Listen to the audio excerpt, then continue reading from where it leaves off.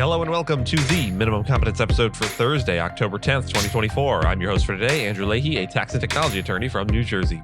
On today's episode, we have the Fifth Circuit overturning a $47 million music piracy award, GSK settling $2.2 billion in Zantac lawsuits, and FTX investors dropping a lawsuit against Sullivan and Cromwell. Let's remember that plan is nothing, but to plan is everything. And read today's legal news. On this day in legal history, October 10th, 1967, the Outer Space Treaty, formerly known as the Treaty on Principles Governing the Activities of States in the Exploration and Use of Outer Space, including the Moon and other celestial bodies, entered into force. This landmark agreement established a framework for the peaceful use and exploration of outer space, making it a key pillar of international space law. It was signed by the United States, the Soviet Union, and the United Kingdom, and has since been ratified by over 100 nations. The treaty explicitly prohibits the placement of nuclear weapons or other weapons of mass destruction in orbit, on the moon, or on any other celestial body. It also bans military activities and the establishment of military bases in space. One of its central tenets is that space is to be used for the benefit of all humankind, with no country allowed to claim sovereignty over outer space or any celestial body. This treaty was negotiated during the height of the Cold War, reflecting both superpowers' mutual interest in preventing the militarization of space. By laying the groundwork for cooperation and peaceful exploration, it paved the way for future international agreements on space activities, including those addressing environmental concerns and the use of space resources. The Outer Space Treaty remains a cornerstone of space law today, as space exploration continues to evolve and expand. The Fifth Circuit Court of Appeals overturned a $47 million copyright infringement award against Grand Communications Networks, LLC, an internet service provider, on Wednesday. Music publishers including UMG Recordings and Warner Brothers Records initially won the award after Grand was found liable for contributing to users' piracy of over 1,400 songs. However, the appeals court ruled that damages should not be awarded for each individual song, but rather for each album, sending the case back to Texas District Court for a new trial on damages.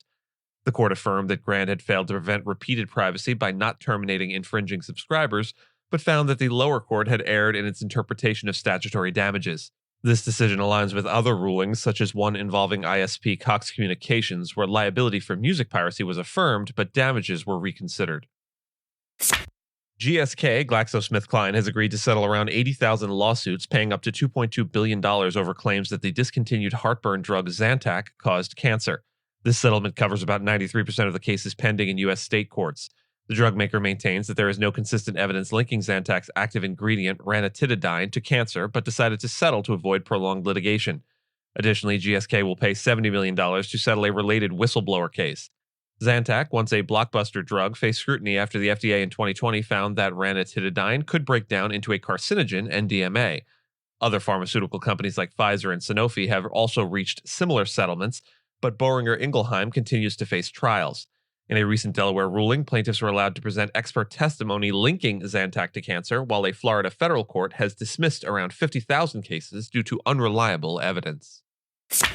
FTX investors have voluntarily dropped their class action lawsuit against Sullivan and Cromwell, a prominent U.S. law firm. The investors had accused the firm of aiding FTX's multi-billion-dollar fraud and benefiting as FTX's lead bankruptcy counsel.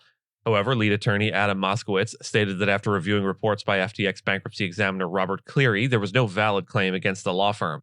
Cleary's report found no evidence that Sullivan and Cromwell was complicit in FTX's collapse or that it ignored warning signs while representing former FTX CEO Sam Bankman-Fried. Sullivan and Cromwell welcomed the withdrawal of what it called a meritless claim. The lawsuit had alleged that the firm had unique insight into FTX's lack of internal controls and questionable practices. Meanwhile, FTX's bankruptcy plan, approved this week, will allow the company to repay customers using $16.5 billion in recovered assets.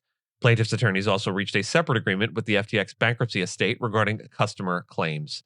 And with that, and as always, I thank you so much for listening to Minimum Competence, your daily news podcast for lawyers. If you're looking for more than Minimum Competence, links to further reading on all the topics touched on today are in the show notes.